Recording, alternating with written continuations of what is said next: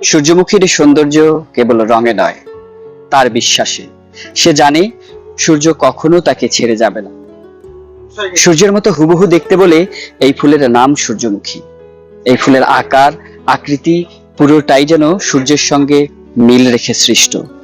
সূর্যের দিকে মুখ করে থাকে, আবার সূর্য ডুবে গেলে মাথা নুইয়ে নেয় এই ফুল। সূর্যমুখী এক ধরনের একবর্ষী ফুল গাছ। এই ফুলের বীজ তেলের জন্য সমাদৃত। সমভূমি এলাকায় শীত বসন্তকাল, উঁচু লালমাটি এলাকায় বর্ষাকাল ও সমুদ্র কূলবর্তী এলাকায় শীতকালীন শস্য হিসেবে চাষ করা হয়। 1975 সাল থেকে সূর্যমুখী একটি তেল ফসল হিসেবে বাংলাদেশে আবাদ হচ্ছে।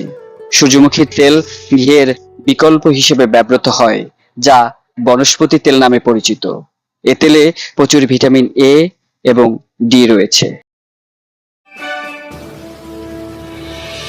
পায়রা টেলিভিশন, আজ এবং আগামীর পথে।